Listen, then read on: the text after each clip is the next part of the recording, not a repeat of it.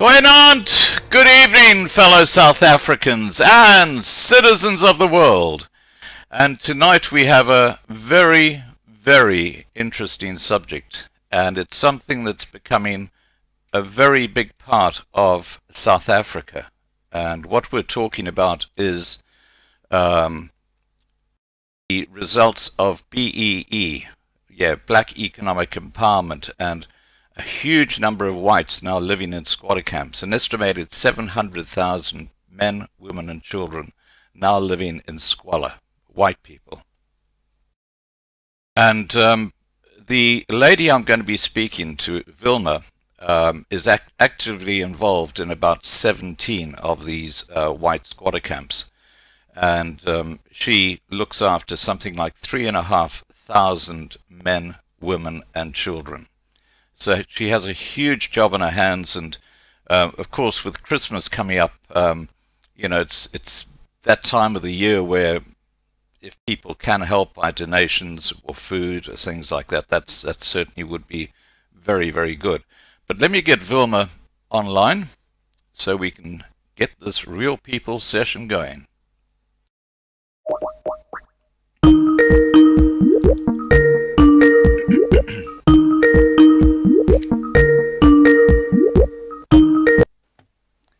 Wilma, hi Wilma, how are you? Fine, and you, Scott? Excellent, excellent, thank you. Well, I see you fine and I can hear you fine.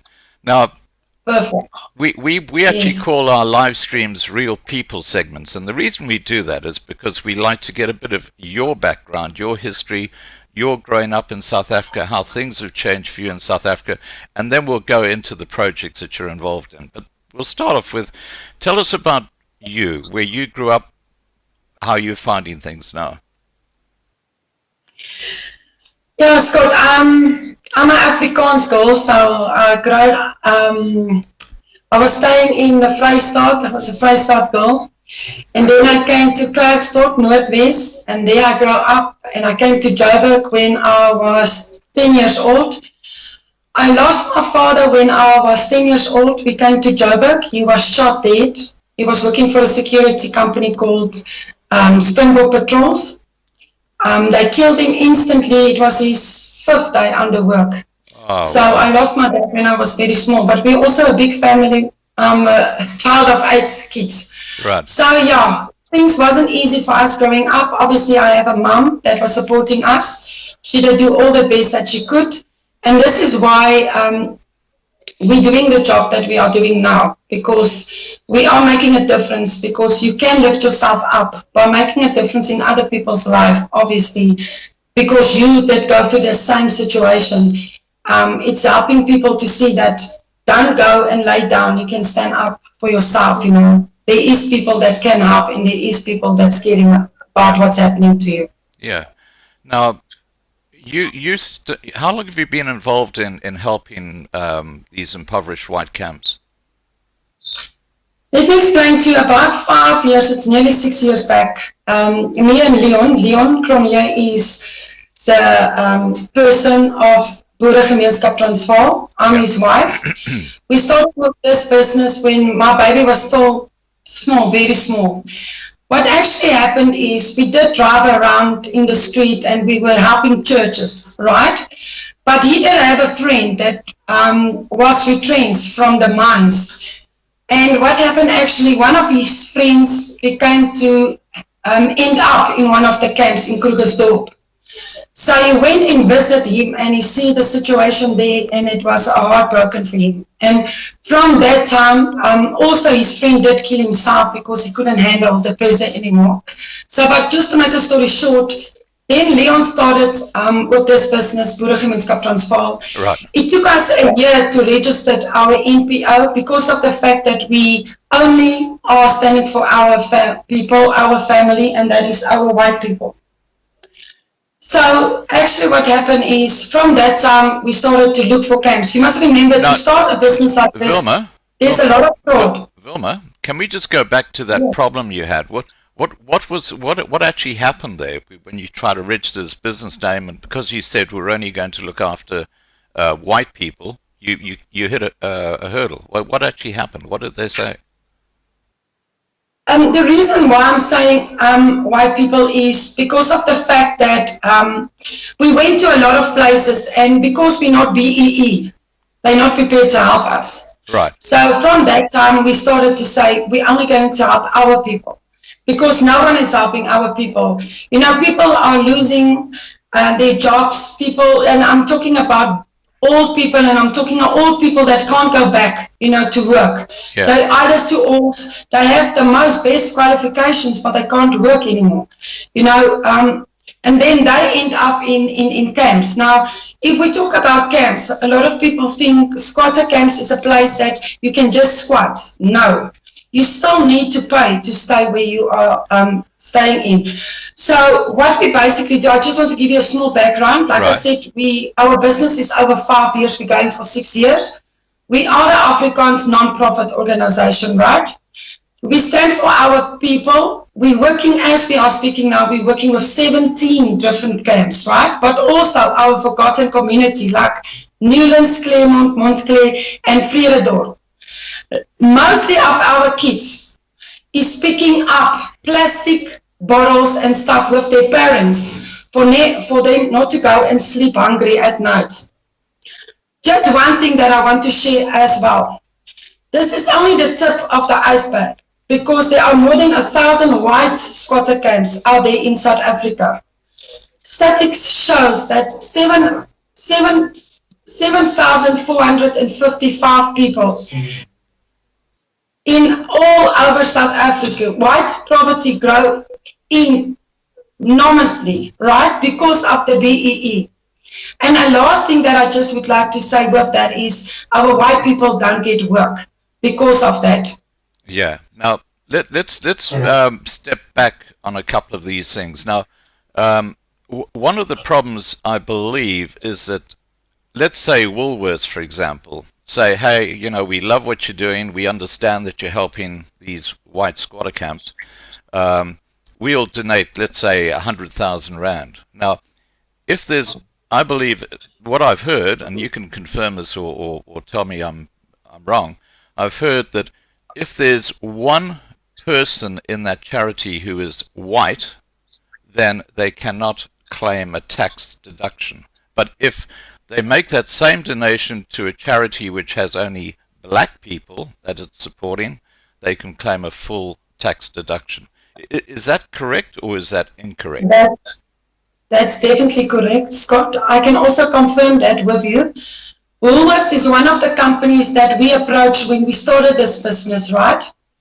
And according to them, they're taking the first 10 non-profit organizations that's coming first with their registered non-profit organization, right? Right. But because we are Boeregemeenskap Transvaal, we're not BEE, we are white. We're standing for our rights. Yeah. Okay? Listen what is happening. Yeah. They promised us if we're the first one in that 10 people that bring our non-profit organization, they will assist us with their food that for that day or that week that's been expired so that we can have it. Right. You know?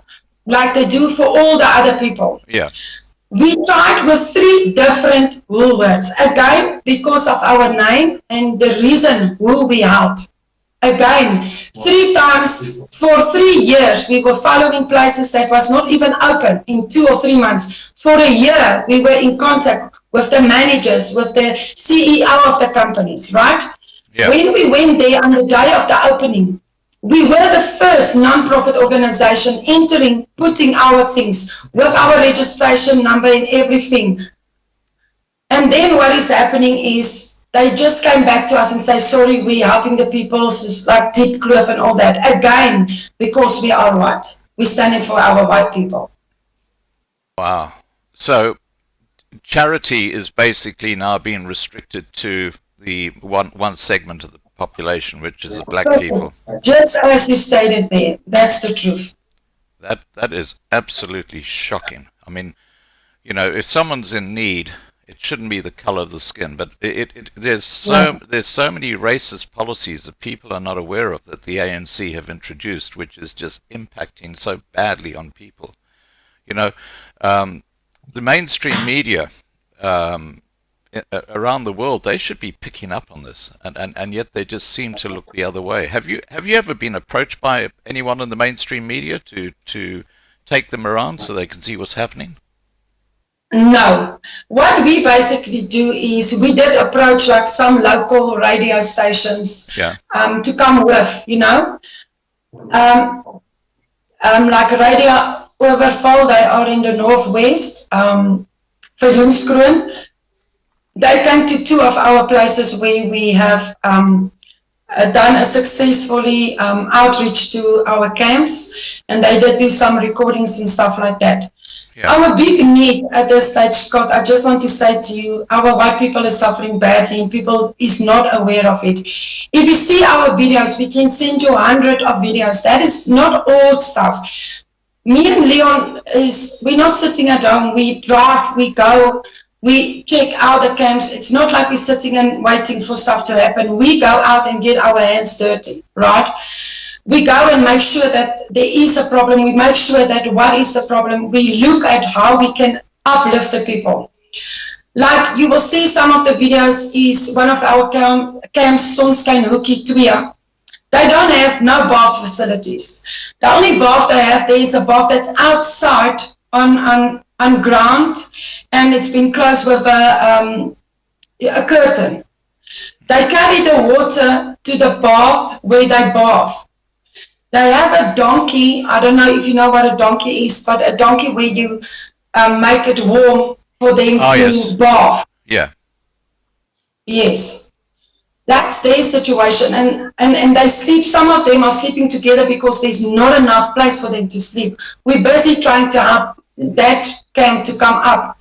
Even a water, we did put a small water tank for them, but it's still small. There are at this stage over 70 people living there now. So, you know, it's very difficult, you know, and now you think of our community, just give you a little bit of background. As our camps is suffering where people go because they have nowhere to go, we have our struggle in our community where the coloreds and blacks are taking over. Like, you know, the welfare houses like Claremont Flats, Firnzajj Flats. That was for, when I came to Joburg, that was like my sister was a welfare. She did have a flat there.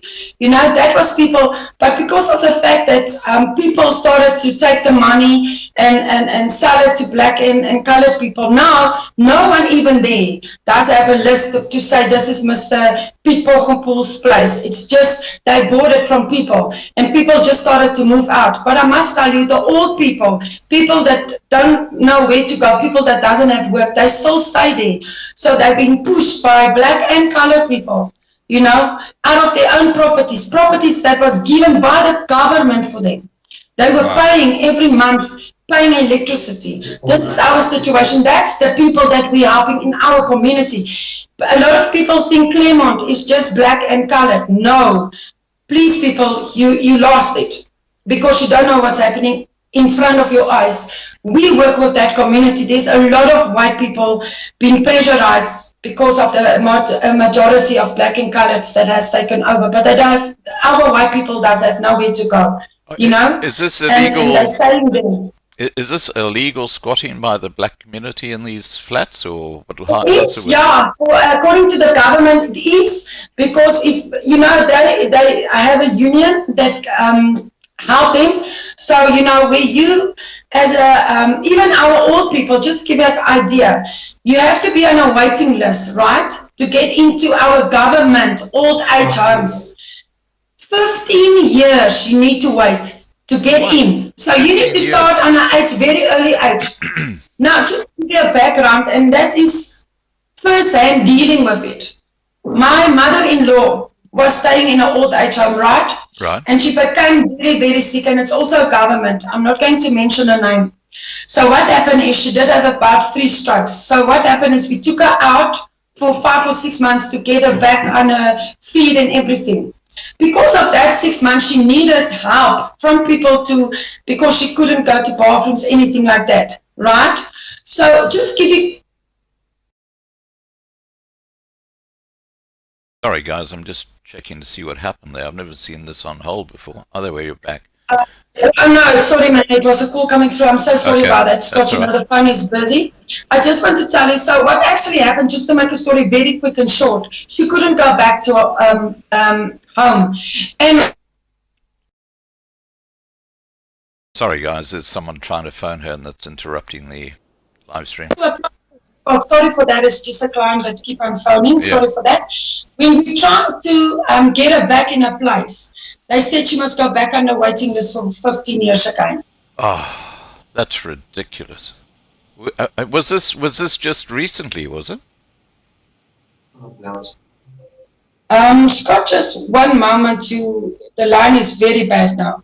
No, I can see you fine. I can hear you fine. Okay, perfect. Now I can hear you. I couldn't hear you now. It's just because of the call. Sorry for that. You were asking? Okay, I was saying, was this quite recent that this happened? Yes, it happens like not even 3 years back. It's about 1.5 years back. So where does she stay now? She's staying at the moment with us. She's 74 years old. Yeah. Well, it's becoming more and more self-evident that the public health system or the public hospitals are death traps. People are dying there. They've got bed sores. It's just shocking what's going on. It is. Now, I just also don't want to, you mentioned that now, the death rate of hospitals. There's one hospital, and again, Scott, it's 4 people that went there, not even really sick, and they died. Yeah. Not all people. I want to just tell you of my friend. She went in, she sprained her ankle, right? She went to that hospital, they put some cast on her, right? Yeah. And what happened, her leg was so bad swollen that she needed to go back, and they took it off. They needed to put her in hospital because of the fact that the leg was too swollen and it was hard, very hard. She was 2 days in the hospital and she died. Oh no. And what did she die of? She was 37 years old. We're still trying to figure out why she died. Because, there was nothing wrong. It was just a leg. You understand what I'm saying? Yeah. Yeah. Look, there's 3 other cases I can also mention, but obviously that are on the same hospital. Yeah. My friend's father went in. He did have a normal cold. And 3 days after, they said he has pneumonia and he died on the spot, 3 days in that same hospital. So yeah, it is a death trap, our government hospitals at this stage. And it's not colored people, it is white people. Yeah, so we all are to take people that doesn't have any medical aid to that hospital at this stage, but we don't have other choice because we're staying in that province. So that is our government hospital. Yeah, the white people are certainly getting the short end of the straw in so many different ways, and it is becoming very clear that the government is targeting the white community in a very bad way. I mean, they're doing some terrible things to the white community. Okay. Now, I just want to talk to you about the impact of BEE, or Black Economic Empowerment, on the people who because you've got about 3,500 people in the 17 camps that you go to around Gauteng. Yes. Now, how have you seen their numbers grow in the last 5 years since you've been doing this? Sure. A lot. Just to give you an idea, our one camp, and I'm just going to say the name again, Sonskanuki 1, right? When we started with that camp, there was a big problem there. Yeah. We did build them up, right? Right. But the big problem there is the houses. When we started there was like 10, 20 houses. Okay, now there's over 80, 90 houses that's been built in the last 3-4 months. Wow. Drastically, it's bad. And also, you know what's bad about that camp is our government and the welfare. The government is not helping us because of the fact that they need to go to get some medicines and stuff like that, because the people don't come out, right, to help them. Yeah. So obviously there is a big problem. They're getting, they're getting like pregnant. There's a lot of, that is our bigger camp that does have the most babies and children, because of the fact that, not a government clinic can't go out. They must go out every 3 months. So no medical assistance is there. So last, when there was a clinic there, a government clinic, and that was in January. And because of that fact, I must tell you, we're not, putting the people on to make babies. But the thing is, they're too far from any clinics. They're too far from hospitals. So there was a person that was dead in that camp, and he lied over 3 days before any people came to take him out of his house. Oh, so he was dead for 3 days. That's our situation in that camps. Yes, it's bad. Oh, our situation is really, really bad. Do you have a lot of people dying in the camps? I mean, from disease or from starvation or from just committing suicide? No, definitely not suicide. Our people is not suicide. You must remember, if we also go to the camps, we also told them to know that there is a Lord. And they can be lifted up. So definitely it's not people that's taking their own lives. The one case that I told you about, that was a guy that was really so messed up, because he was a guy that was always working and providing for his family. Yeah. And he couldn't take pressure anymore, and that's why he killed himself. But what is happening is, like I said, is the other people that die is either they couldn't get medicine, because they can't get to hospitals. You must just remember, not all of them has cars in the camps. So there's 1 or 2 cars, and that is the cars that is mostly the people that's taking the children to school, or that one is a person that is working, so he won't be there if a person get bites by anything, or a snake or something like that. So the situation in the camps is really bad. Well, I heard something really disturbing a few weeks ago, and that is that BEE is actually being strengthened up. The single white woman was seen as being part of the affirmative action because they had kids and things like that they had to support, and they were able to still get work under the BEE format. But they've now changed that, and they've now said that even if you're single, you're a white woman, you can no longer get that beneficial affirmative action status. So they're now being treated like the rest of the population, which is going to have a huge impact on your camps around South Africa. Definitely. Definitely. You know, even if you look at the grants that you're getting, you know how strict they are for white people to get that grants. I know of people that does have really problems and they needed to go back like 10 or 20 times before they've been approved to get grants. Where if your color skin is white, really, you know, it's not because we're racist. Please don't get me wrong. No, we're talking it's about just a policy. The reality is there. Yeah. The reality is there. Because of our skin, there's a big problem in South Africa these days to get the right proper assistance. Well, look, there's absolutely no problem talking about the way the government is treating white people, because they're actually bringing it into their policy. So that's the bottom line. I mean, it's we wouldn't be talking about it if this wasn't happening. Now, getting on to the people who are in these squatter camps, what do they do during the day? I mean, surely they've got to be doing something, even though if they haven't got work, then maybe they're working on houses or painting, or what do they do in the squatter camps? Okay, let me just give you a little bit of background. So old people, there's some of them that's helping by the food garden that they have. Mm-hmm. And then the other younger people is doing like car wash, cleaning people's houses, doing a job to get an income. You must remember again, where you stay, they need to pay. It depends on your big piece of ground that you're staying on. Okay? Right. So you can pay from 600 up to 1,500 for your square meter or where you stay in. Also, there was some of the camps being said that they need to vote for the ANC, they will help them. And they did, but they couldn't help them. No help was assisted.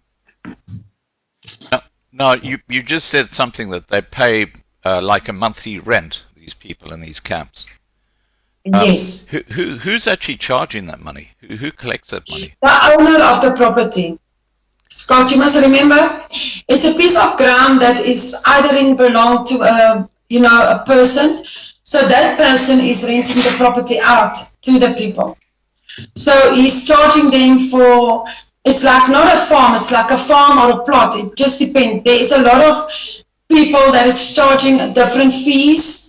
So this is why there is a big problem with our people. That's why they're also struggling, because although they're staying in a squatter camp, they still need to pay. So that's where we did get involved to help the people with food. And I must just give you a little bit of background. You know, when we started this business, it doesn't matter how long back we started it. We could have had like 8 to 10 different reach out to 5, 6 times on one reach out, where we did have proper food to give to the people. Now, the past 2 years, it's a big struggle, okay? Yeah. The big struggle is we can't give them the food that we used to do. I mean, where we needed to do 6 camps for one day and outreach out, and I mean perfectly outreach. We could have done like this year 4, but we couldn't even bring a lot of food like we used to do. Some of our people that is helping us, our people that seeing our Facebook pages and stuff that came with food. And then again, you will see on Overfall now, the last reach out, there was so little food, we didn't know who to give to. There was a lot of children went sleeping hungry because of the fact that we didn't have enough food. We do get a lot of clothes, and please don't get me wrong, Scott, we appreciate everything we're getting. But the struggle is food and, like, toiletries and, like bathrooms and stuff, for them to lift them up, obviously. Now, Marlene has said here, and Marlene is one of our heroes of the channel. She said here that Philadelphia Ark, that's Dirk, does not charge for people to live there, and they get 3 meals per day, but they are a working farm. That is the answer to this problem. True. That's true. That's why we don't help that camp. The reason for that is you must just remember we're helping the camps. That is a big problem. Yeah. Like Philadelphia, the people is working for that person. Yeah. So that's why they're not paying. You must remember each and every camp, again, I'm going to tell you, it's a different situation. Yeah. right? There are owners that say, okay, like we also have a nice camp. What is that camp? I'm just going to give you the name now. But just to say that the people there also, they're giving them free meals. They are working for that farmer. Yeah. They're cleaning, they're fixing the stuff, they plant and do stuff like that. The camp is Maranatha. Also, again, beautiful. I mean, that people is getting food 3 times a day. The situation there is like 100%. They have clean bathrooms to go to. They have their own TV rooms. They have. Do you understand what I'm saying, Scott? So yeah. Each and every camp, you can't compare with each other. The camps that I can take you through and the camps that we're having the videos of is the people that is having a problem. So which is the worst camp that you look after? I mean, the one that... At this stage, we have Pretoria. That's our biggest camp because the water was cut there this year 3 times already, where we went and asked and prayed, and luckily, thank the Lord for people, people that's out there that can help us, that does have, influence in the government and say, listen, but you can't put people without water. And they did started to put the water back again. But first that people was over 2 weeks without any water. Wow. We needed to drive from Joburg to provide and take bottles of water through to them. And after 2 weeks only, they could have assisted us with that to put the water back, but not normal, like a little bit of slow water, but they still at least did have water. Yeah. Now, Marlene has also asked, if they have no jobs, where do they get the money to pay the rent? SASSA only kicks in after age 60 and as children grants. So how do they get the money? Is that through doing odd jobs and stuff? Yes, this is what I'm saying. Obviously, also some of the camps, you must remember, they are planting like chilies and stuff like that. Yeah. So they do the balls with chilies, and so some of the camps, you must remember, are lifting themselves up. Obviously, we help them by putting in for them to do work and so, like I said, these people also cleaning people's house for money. Yeah. So the young people are working. It's not like that, like I said, they expect from you just to bring them food and stuff like that. So really, and then the people that's getting the SASSA money is also people, obviously everything is going to the camps where they pay that rent. Right. And it's been proven that they are paying. It's not a thing that it's been made up. Like I said, we are working with 17 different camps. Each and every one is paying a different amount. So just to give you an idea, that's why Sonskanuki Tubia did come up also now. It's a farm that's on that same farm. So it's a big plot, right? There's 2 plots. And Sonskanuki Tubia is only like 500 meters away from the other one. But because some of the people couldn't pay that fee anymore, they moved up to the other camp, and that guy said, I will ask you half of the money that the other person is asking. And obviously the facilities won't be as good as the one where they pay more. No. The facilities at this stage, there's nothing. They're starting from scratch. We are busy trying to assist them as we are speaking. That's why you will see we did do a lot of videos and live show with Riverfall to see if we can get people to donate baths and showers and stuff like that to lift that people up there. Yes. So what happens to someone who cannot afford to pay the rent? Is he just kicked out? Yes. They also give you a time period, right? And again, it's confirmed with all the camps.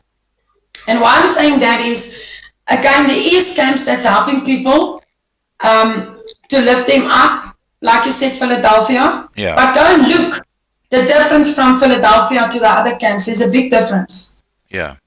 So like just one thing, Sunette Bridges, right? That she's a singer, right? She started that not far from Krugersdorp, there next Kleinvallei was the camp. Right. And that camp also, when the camp in Krugersdorp closed down, right? She took them and said, listen, I will provide for you, but you mustn't drink, you mustn't use anything. And she did do the camp with discipline, right? Mm-hmm. So what happened is that camp now is also not running so good as it was running because of the fact that There also, they needed to work for their food. They needed to clean. They needed to do a lot of stuff. Now, again, I must tell you, over 60 people went to Manziville, and they are drinking now, you know. So you must remember also, when our people fall down, the first thing they grab, and people can't understand that, they won't have money for food, but they will have money. They will make a way to drink. And that's why most of the Klein Vallei closed down, because that people started to drink, and they will be enforced by Sonet to go out and not help them anymore. And they went back to Manziville.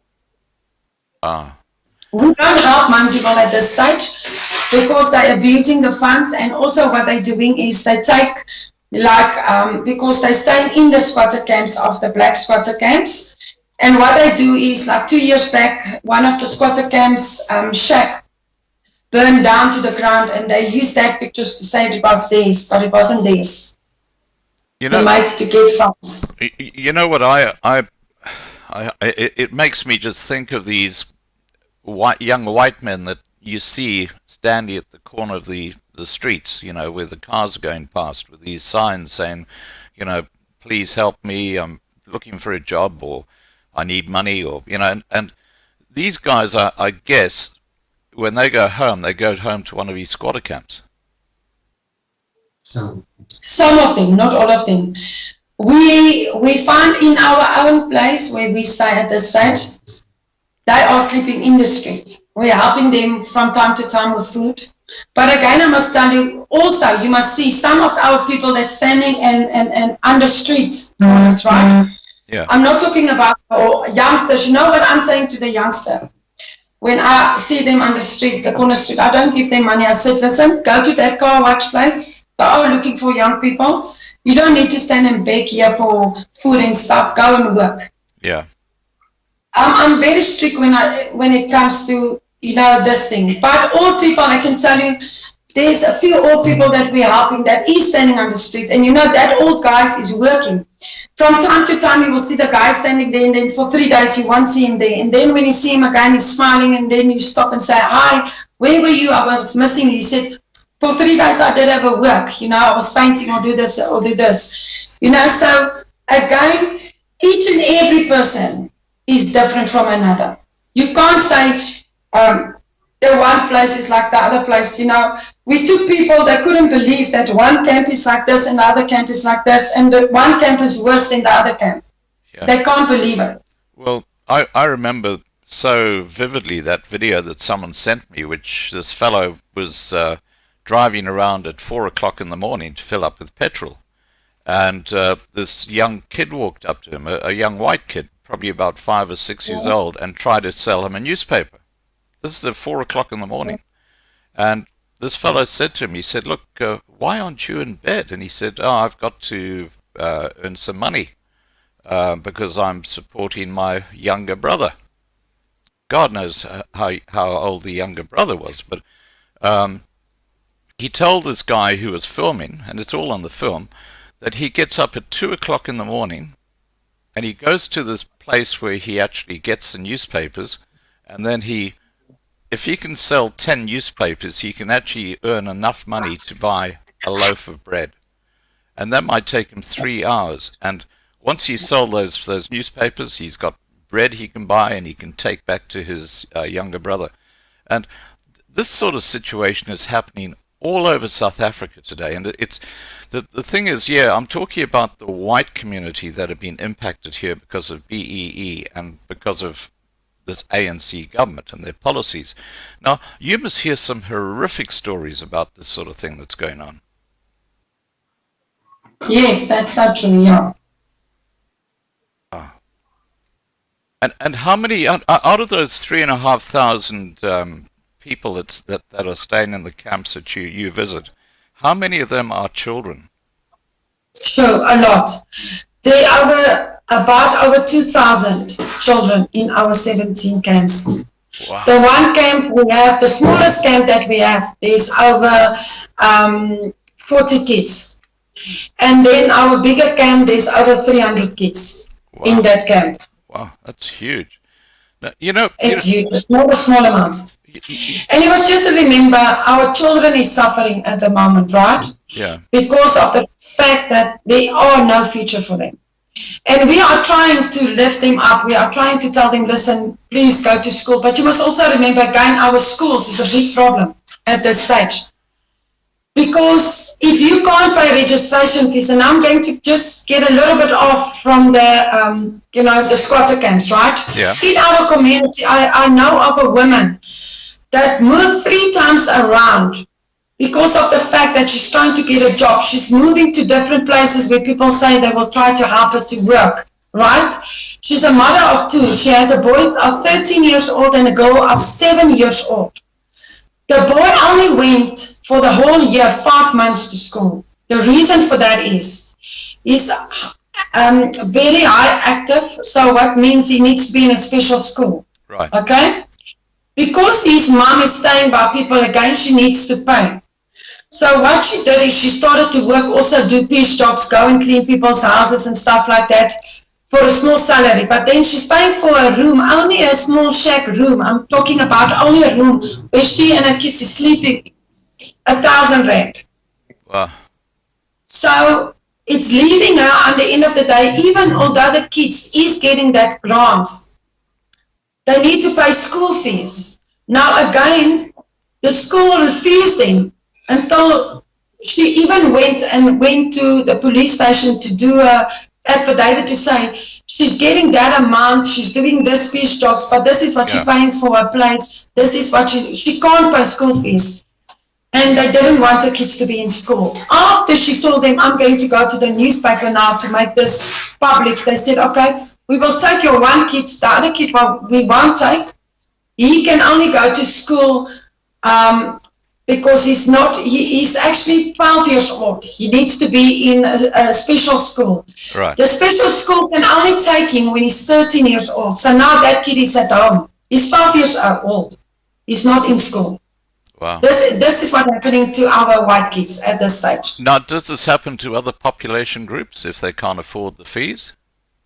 No, definitely not. I was just starting to give you a little bit of background. Again, I won't mention the school. I was working in a school where it was majority black people, 95% black, 5%, 3% colored, and 2% white. Right. Now, again, I want to explain to you something that was very bad. It was being said to our white kids, that 16-year-old, listen, you can't pay your school fees, go and work. You don't need to be in school. Our black people that's selling dacha, man drugs, anything that you can think of in the world that I personally catch myself, you can't let them go out of the school. No. You need to give them warnings on warnings and warnings, and they come back after 7 days, they're back in the system. You can't say, listen, you're not allowed. And I'm talking about kids that's from 11 to 17 years old. For that people, they can go to school. For them, it's not been said, listen, get out of our school. You're messing our young people's life up. Yeah. No. For a person that's poor, again, white, that's poor. His mom is a pensioner, his dad is a pensioner, so he's the only child. And I mean, again, they can just afford the place where they're staying and food for themselves. Again, it's been said for him, listen, go and work. So this is in the situation we're sitting. So even in our schools. Yeah, just so I'm totally clear on this, what you're saying is that if you are a white student going to one of these schools, which is largely black students, yes, you are forced to pay your registration fees before they will let you go to that school. But if you are if you're a black student and you can't afford it, don't worry about it. You can come to school. Is that correct? That's correct. And the one other thing is, they will go, we started this thing, let me explain to you, and Scott, and now I'm not talking stories, I work there. So it was firsthand, I'm experienced the thing that I'm telling you now, so I can get in big trouble, but I'm telling you this because that's the truth, right? Right. I was standing there when a black kid has been gone to being registered. He said he can't afford the fees. It's his fifth year in that school. He needed to be already in grade 12, right? He's still in grade 9 because of the fact that he doesn't care to learn. Listen carefully now. He's behind on his school fees. The principal is sitting in that you can't go to school because you need to pay your registration fees. He's phoning the government there and then, okay? The government is saying to him, listen, to the principal, listen, this boy needs to go to school. He needs to get his education. His mom can pay you off. Now for 5 years, that kid is in that school. For 5 years, that kid only pay not even 1,000 rand for that 5 years. And he needs to be in the system. But our white people that can't afford that registration fees and barely paid, he's been told, listen, get out of school. You can't pay your school fees, so get and go and work. Look, this government doesn't govern all the people. It's not a rainbow nation, let's face it.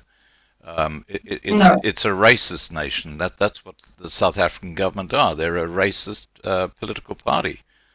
Clearly, when you see what they're doing to the white community, ostracizing them, and you know what it really makes me think back on, and this is appalling, but it just keeps on coming to mind, and that is that when the Boer War was on back in the early 1900s. 120 years ago now, they had these white squatter camps where tens of thousands of women and children died because of starvation and because of disease, and Emily Hobhouse, remember, came down and she concentration camps. Yes. Yeah, and she said this is absolutely disgusting and made a huge noise about it, and of course it was all covered up by the British. Now, it sounds, when you talk about these impoverishment camps, it sounds like the same sort of situation is developing now, but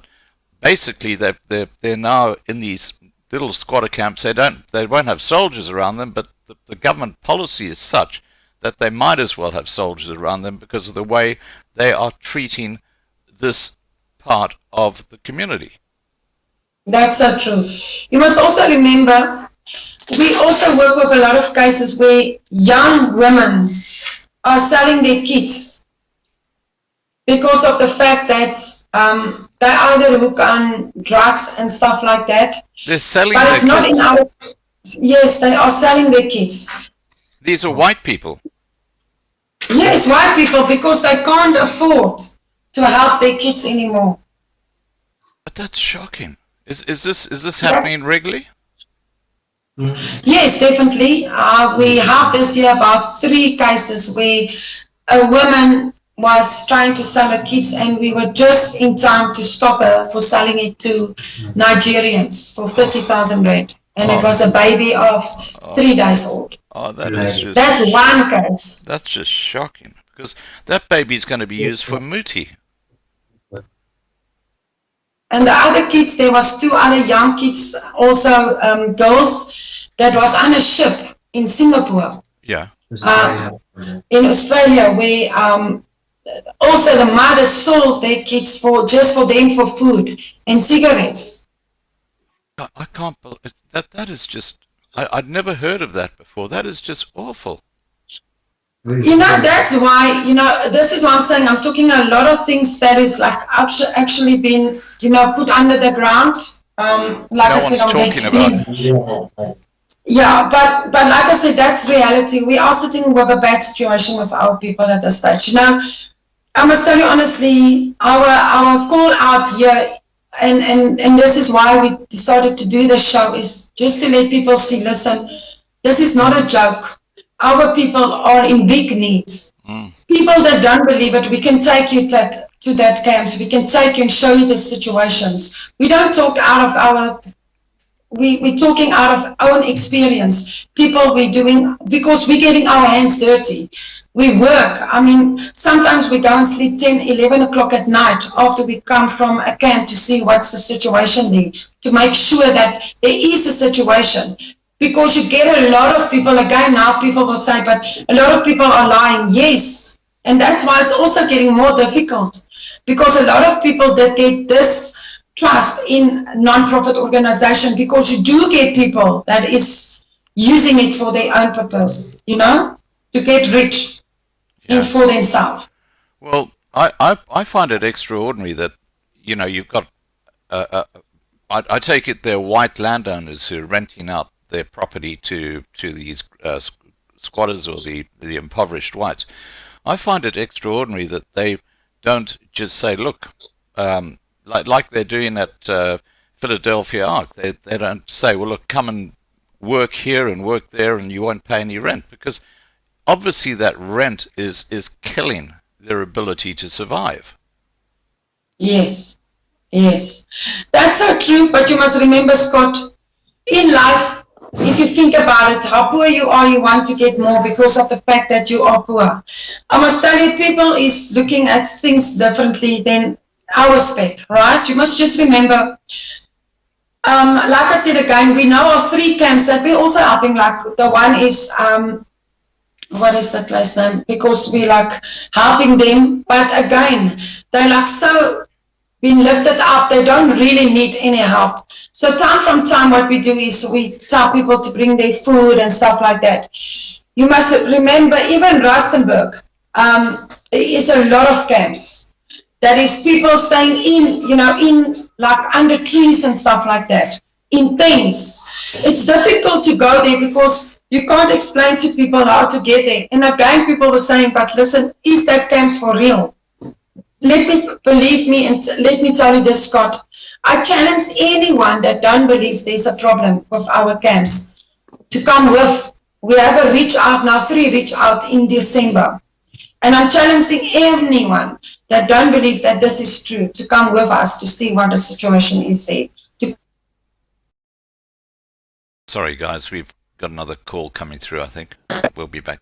Okay, so let me ask you this question. I know that tourist operators actually take tourists to they take tourists to the townships and take them through the townships.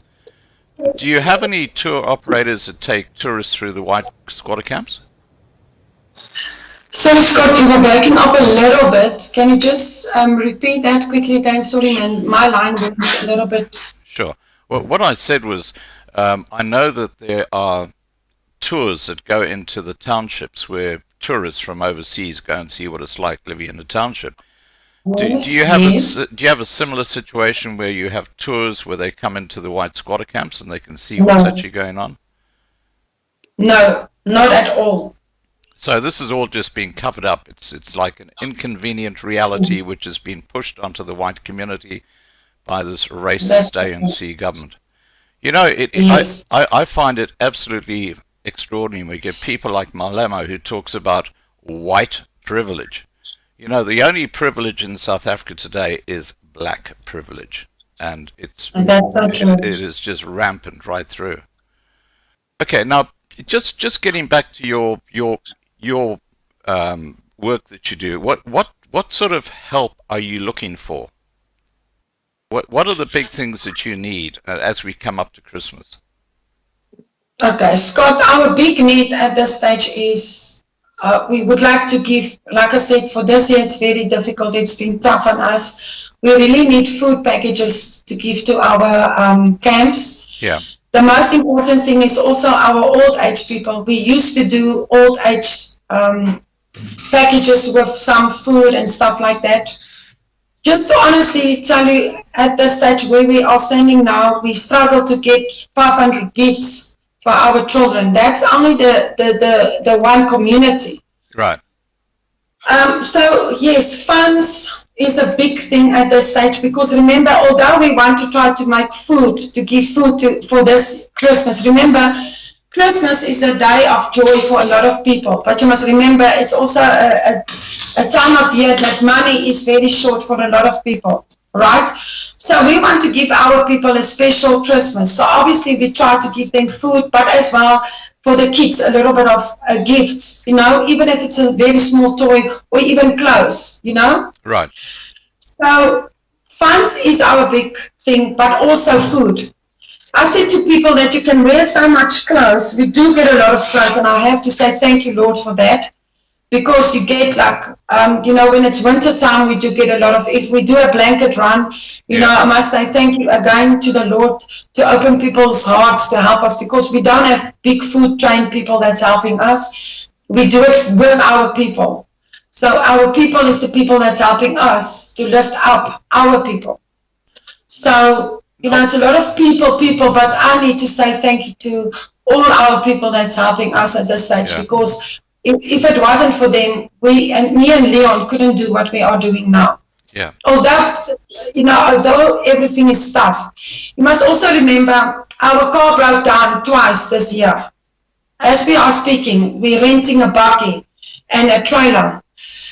Now, I spoke to Zuidlanders, that was in November last year, right? I did get calls all over of people that is going to help us because we are a registered company and blah, blah, blah. They will help us. We said to them, you can even put our section in, you can claim back from the tax. And that's where we heard the story that because we are not BEE, they're not allowed to support us with anything. So obviously, I said to the people, usually I don't ask for any funds. The reason why I'm asking for funds is to help us to get a good transport so that we don't hire any bakkies, because it's costing us 2,000 Rand to go and pick up the stuff and the labor. Wow. No. To just do the difference, to start up and sorting out the clothes, and then we're getting clothes, not a lot of groceries or food or toys. You know what I'm saying? Yeah. Just for the record and the people watching this live stream, below the video are the banking details for this charity, and it's the Boere Gemeenskap Transvaal charity, and you can see the banking details in there. All right, sorry, carry on, Wilma. So what I want to say, I'm asking our people that is looking at this video to help us, obviously, to see there is a big need in our people.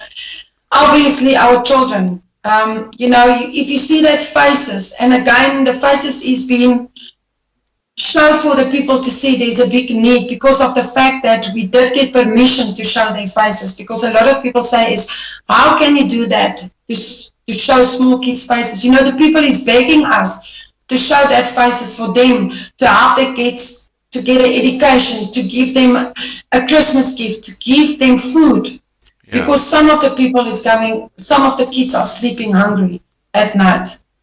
So I call out to anyone out there to help us with funds, food. I mean, even you can buy, I say to a lot of people, funds is a big need, but food is the most biggest need. If you are overseas and you can pay into our Pick n Pay or Checkers Hyper or anyone, a place where we can buy food, or even you can order the food for us so that they can deliver it. Obviously that helps, but you must remember also what we do is, it's the new year again, if you look, it's 2-3 months, then we in January again, we want to help some of our kids also, obviously to help them to pay that registration fees for them, to have education behind their names, because even if you have education today, I mean, my daughter finished up school like 4 years back, high school, and I mean, I must tell you, she was struggling to get work for 2 years. She only started now as a teen, and then obviously we want to buy stationery for the kids and stuff like that. So like I said, our big need is food and funds. Okay, now do you have an email account? And even if we can get someone to say, listen, here's a bakkie and a trailer for you, just get your driver or get a driver, we used to have a Peter van. I must just tell you this. Yeah. We bought it by, with our own money. We paid the place where we bought the vehicle. We paid them off 5 months to have that vehicle. That vehicle kept us 2 years. And for the 3rd year, it started to make big problems. And we also did get Pedro involved. But Pedro could only fix it for us to let it run for like 3 months, and it broke down again. Yeah. Now, do you have an email? Do you have we want new stuff. Even if we can get a second-hand car that is helping us not to pay out, to pay someone else's car, to use their car, obviously to make most affordable for us to have more money or funds to help our people. Yeah. Now, do you have an email account? Yes, we have. Can you tell me what it is? 2 email accounts. What is the best email account for people if they just want to contact you direct? It's going to be Boeregemeenskap Transvaal 1. Yeah. And then obviously lcronje6@gmail.com. Sorry. Both of them, we're working on both actually. What's the second one? The Gmail The first one is Boeregemeenskap Transvaal. Yeah. And then the second one is lcronje6@gmail.com. So it's for Leon, but it's L for Lima. Yeah. Then it's CRONJE and then the number 6@gmail.com. Okay, I think that's probably the one that I'll put in the side chat so people can. Yeah, that's the easiest one. So it's LCROENJE 6. Cronje. Yeah. Yeah, so it's CRONJE. Yeah. The number 6@gmail.com. Got it. Okay, I'll just put that on the side chat. Oh, no, that's fine. Now, while I'm just looking at the side chat, Marlene, are there any questions that people would like to ask of Wilma and her work with these various squatter camps?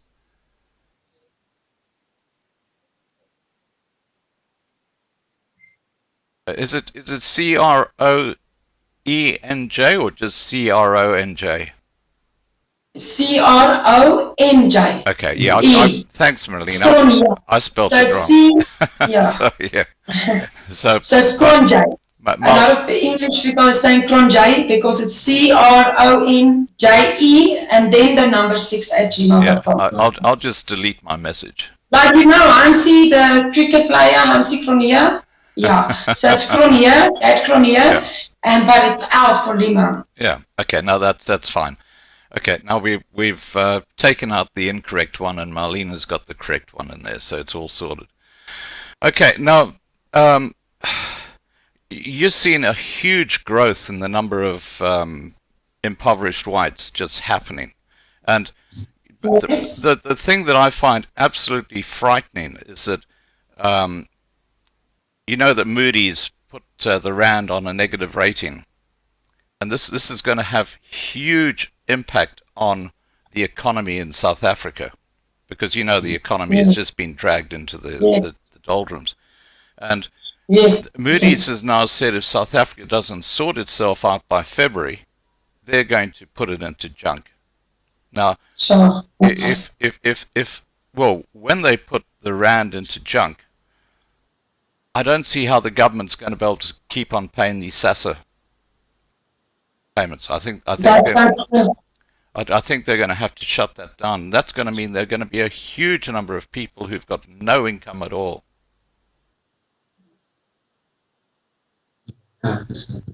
Yes, I think, then we're going to have a more bigger challenge for us and a lot of other NPOs to help these people, because I can tell you honestly, Scott, is as tough is now, with the small money they're getting, they can't really survive on that money. I don't know if being taken away, what will happen to them? Where will they stay?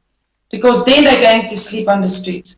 Remember, guys, there's over 745,000 people homeless at this stage, staying in squatter camps in South Africa. That's white people. Whites, only whites. That's about 25% of the population, the white population of South Africa. Just remember, this static was done last year in April, May. So obviously, I don't have the correct figures for you on that. But for me to see the one camp needed to have like 20 more houses on in 3 months' time, I don't want to think about it. What the amount would be. Yeah, look, the ANC have got blood on their hands. There's no question about it. And I must say, this figures is from SouthAfrica.net, the figures that I did give you now. Right. Okay. Yes. So, what is happening in South Africa, just in summary, is that as a direct result of the racist policies of the ANC, including things like black economic empowerment, people with skills, white people with skills are being excluded from the employment equation. And as a result of that, they're landing up impoverished and they're having to move into these squatter camps. And a growing number of those people, because they don't have the income, are now actually sleeping on the streets around Gauteng. Yes, yes. That is just shocking. Wow. You know, if I have to look at it, and I'm actually scared to say that it's going to be a slow genocide in South Africa if things is going on like it's going on now. Yeah. Well, this is why I basically equated it to what happened back in the Boer War, because you there's only so many people that you can actually support, and then you get to a point where you can't do it anymore. There's just too many people. What is the solution then? What happens then? It's so true. We can do just what we can do, and again I must say that's because to say thank you to our people that is helping us at this stage to make a difference. I just feel that this is just, as you said, it's like the beginning of a genocide that's been covered up by the media. Have you tried to reach out to any of the mainstream media? I mean, like people like CNN or CNBC who do cover South Africa, and sent them an email? We tried that, Scott. It's very difficult. This is why I'm saying it's not like we didn't try. Yeah. We tried that to approach that side, but it's very difficult to get in. You speak to a few different people each and every time, and you can't just get through to the right person to say, listen, help us just to make it aware out there is a problem. So it's not like we didn't try. And again, like I said, only rich leading poor have, and the poor is staying behind. A lot of people are moving out of South Africa. Yeah. To make their life better. It's because of, the struggle and the push around. So it's just the poor people that needs to stay here and fight and try their best, Yeah, I really think that the only way South Africa can move forward, or the white community in South Africa can move forward, is by seceding, by actually, breaking off a part of South Africa when things go totally anarchistic, which I really think will happen. And a lot of people, increasing number of people, are suggesting this will happen in the next year or two, where, and it's probably going to be black on black violence mainly. But, yes, the white population need to start considering a plan B. They need to have options, because when the wheels do fall off, it's not going to be pretty. It's so true, Scott. What you're saying, it's so true. There are going to be a big problem for our white people. And again, like I said, the way that we've been pushed now, by BEE, I don't want to think over 2 or 3 years what is going to happen, because the situations is not getting easier; it's getting worse. Yeah. We hope that we can get maybe our own country where we can be treated fairly, and and we're also asking our people out there, our people, please see what is going on, open your eyes and help us to make a difference in your people's life. Yeah. Look, the big thing that I can do through this channel is just shame the ANC government, and that's what I do. I mean, Yes. My YouTube channel has over 50,000 subscribers, and a lot of those people are overseas, and they are shocked by what they hear and see on my channel. They don't believe it, and the stories you're telling us now, especially about white women who are selling their kids, that is just, that's a depth of despair when you get to that stage.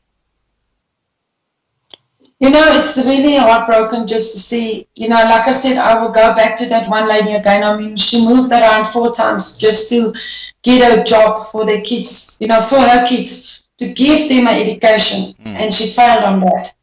You must also think, how will you as a person feel to try everything, to start, doing cleaning, but it's still not enough to support your kids. You will feel as a failure, and that's where we are sitting with so many people just like giving up hope.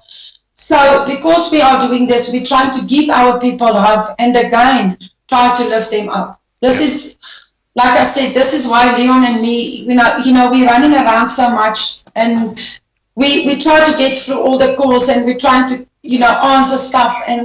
But because we're out there on the field, it's a real hectic thing. So please, I must also tell you that, Scott, a lot of people think that we can sit 24 hours behind our laptop or be 24 hours on the phone. You get big companies, like people that are charging you. Like last year, there was a company that wanted to donate food for our people. Yeah. But because I was on, just to give you an idea, on WhatsApp in the morning, and I left the WhatsApp just to see if there wasn't any urgent things. Usually I'm in the morning on WhatsApp and then I'm leaving it because during the day we are busy. Yeah. And then around here by 4 or 5 o'clock, we start again with the WhatsApps and stuff like that. And the same with the emails. Yeah. People think that because they don't have anything to do, they can sit and WhatsApp and be on the internet. You must remember, we're a small non-profit organization. We don't have people, 5 or 6 people that's doing our emails, sorting out stuff. We do it ourselves. Yeah. So sometimes it's difficult because people don't understand why we can't answer them firsthand. If they send a thing in an hour's time, they want it answered in an hour's time. I must also ask, please remember, we humans, we are humans, we doing it's not like we're sitting behind and someone is doing our job. We are doing what we are talking about now, and we're doing our SMSs and WhatsApps and emails, but we answer all the people to the best of our knowledge, and we tell them, please come with, because you know what we like, all the people that's donating to come with us to show their kids, to see the situation of their people that we're asking the help for. Yeah. Have you considered actually setting up a tour so that people in South Africa can do exactly that? We would like to do that, Scott, if people will approach us. Like I said again, it's very difficult. We did try that, but if someone come to us and say, listen, we are prepared we want you to take us through to the camps. We don't have a problem to do that. Yeah. You must remember, this is what we're doing. We did have even a guy that came with a truck of fruit. And he said to me, listen, I want to hand this out myself. And we took him to 6 camps. We only came home 12 o'clock at night. So let me tell you this again. It's coming from my mouth to say to you that we don't sit and not get dirty. We're doing all the job ourselves. We're doing the work ourselves. Well, I think what you guys are doing is remarkable work. I mean, it really is, and it's so sad that this ANC government has just basically put a certain part of the community under extreme persecution. That's what it is. It's persecution. I must just tell you one thing as well, Scott, just to go back to BEE. Now, you will see a lot of BEE people is doing functions, like the Soweto Run, any kind of different charity organizations, right? Yeah. And you wouldn't believe it, the one day that we did have a reach out in our community, okay? Yeah. Again, there wasn't any black because of the fact that we were helping our community. You must remember, that's why I'm saying we're working close with our people. Yeah. The some at times went so far to say that we were racist, but listen, we show them that how do you put racist to people that you are helping? Show me when you go to Alexander, is there white kids between that Alexander charity? Or the Soweto drums, or you know what I'm saying? Show me where, if you as a big company or BEE go out there to do stuff for your people, do you see white kids there? Do you see white poor people there? Well, I have to tell you that our word has become so overused and so inappropriately used, it doesn't mean anything anymore. When someone says you're a racist, it means nothing. But it is clear that the policies of the ANC are racist. I mean, there's absolutely no question about that. Yeah, no, I, that's so true. Yeah. I'm not. Is there anything you would like to say to all those people watching? Yes, Scott, please, there's a big cry out for food for our people, and funds. Please make a difference by donating, like I said, funds or food to make a difference this December in our camps and in our community's life. People, it's real. It's really out there. You are welcome to come with to see what we are doing with your funds. You are welcome to come with to see what we are doing with the food. And you can expose the truth by coming with us. You can see that what we are doing, we do it for our people, people that is in need. The media is putting so many stuff away that, like I said again, I spoke to that station that went with us. They said to us, we can just put so much stuff there. If we do too much of this, they will throw this out of the system. So we must also just do this way. You see, again, Scott, so I cry out to our people, our South African white people, to help their people. It doesn't matter where you are, overseas, South Africa, any country. Please help us to make a difference in our people's life and to lift them up, to try to do the best that we can do by helping them, by lifting them up with education, with food, clothes, and education, mostly education and food. Well, I have to share with you a story that's just hot off the press today. It's to do with Eskom. Yes. They built this huge complex for accommodation for Kasili, for their staff. And the guys who were building it went bankrupt after they'd taken 300 million rand from Eskom. So the project was never completed. That's 300 million rand that just went.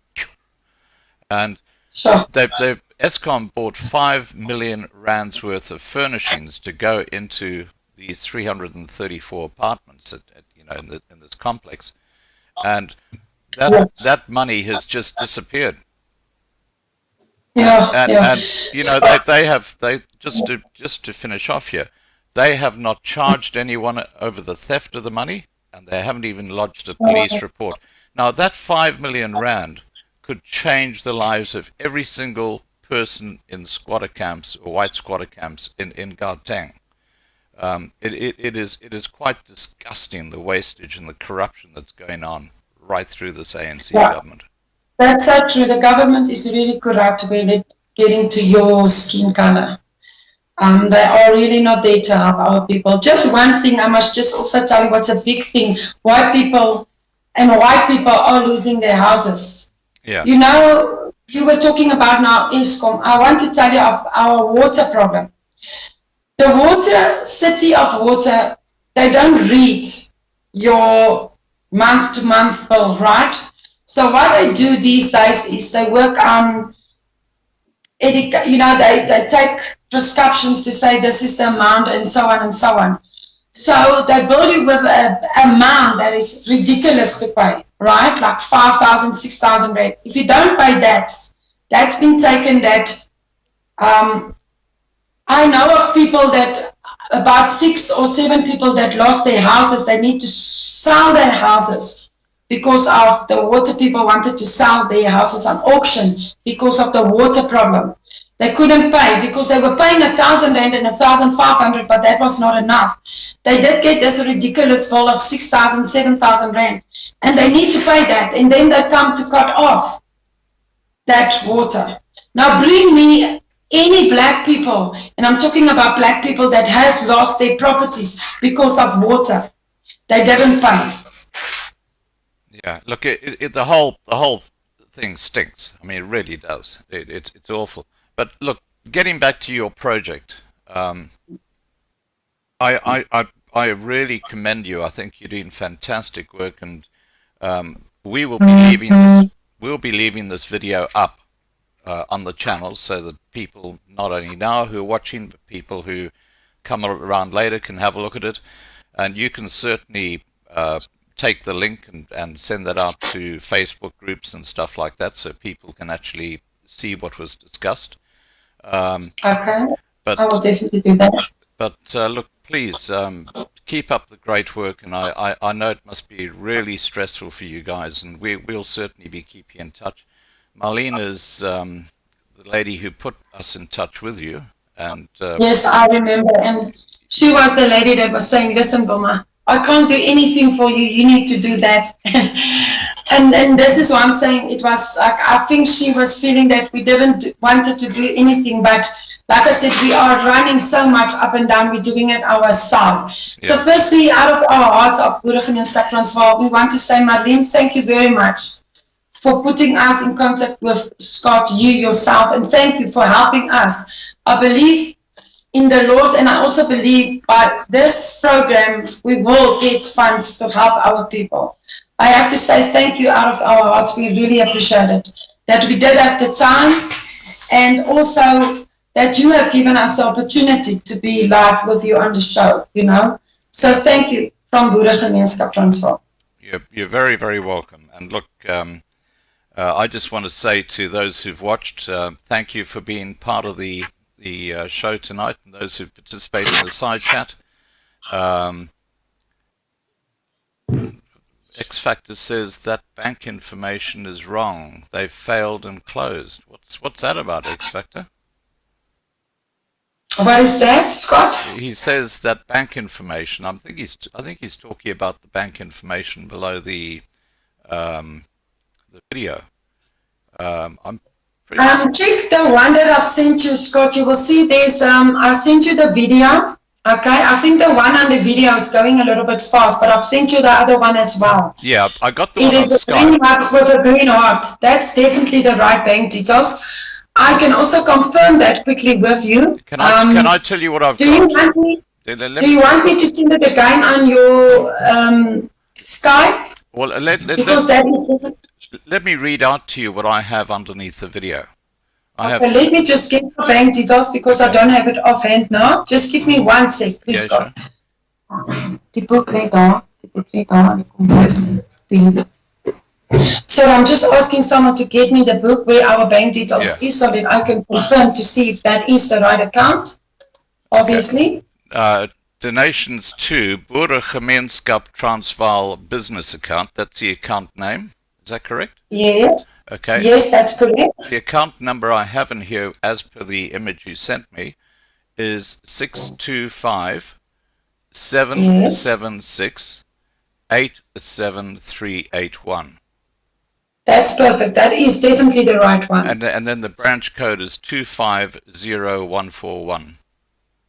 Yes, that is the international branch code. Obviously, it's F&B. Yeah. Our branch is in Florida, but that is the universal branch code. Okay. All right. Well, I've and PayPal is under Cronje. Oh, so you got a PayPal, have you? Yes. Marlene, could you put that? Is Cronje. Okay, because PayPal is preferred by people from overseas. Yes. So usually we just tell them they must go on Cronje.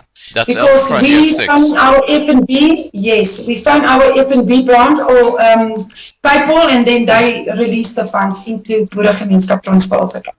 Right. Okay.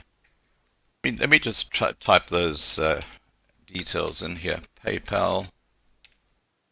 Cronje. Cronje. Again, Cronje6@gmail.com. I think I've got it right this time, Marlene.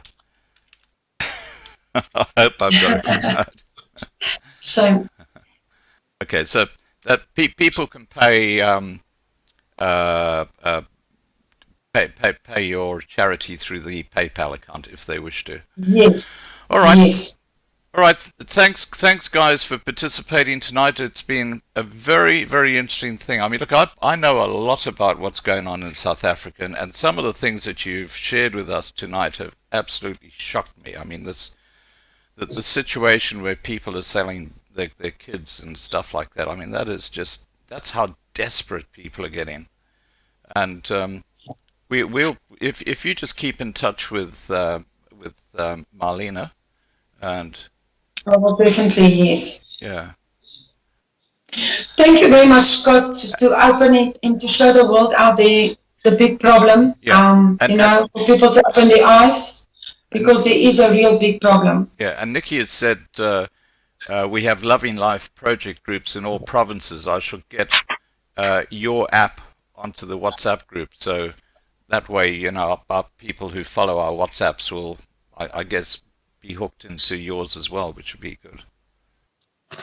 Thank you very much, Scott. We really appreciate it. And like I said, the truth must come out there so that people can see what's happening in South Africa. Hang on, I think I've got a question here from viewing. Okay. Okay, here we are. Do you have any information about the informal settlement going to be built there?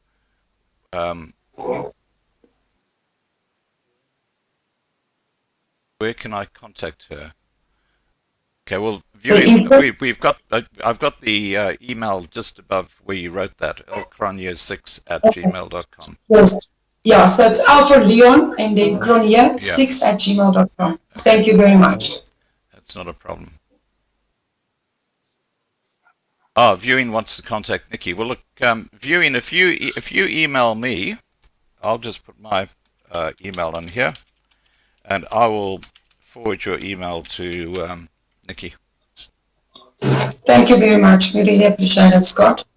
Alrighty. Well, look, thanks, guys, for participating in the live stream and being here.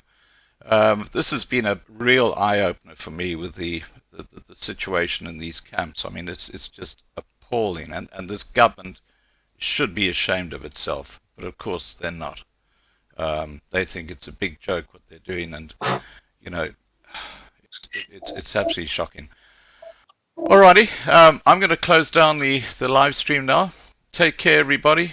Please be safe, and we'll be having another live stream this Sunday, just so you're aware. And I'll be talking to Patrick and his project that will be happening in about 10 days' time. All right, guys. Ciao for now. Thank you very much, Scott, and be blessed. Thank you. Thank you, Wilma. Take care. Bye for now.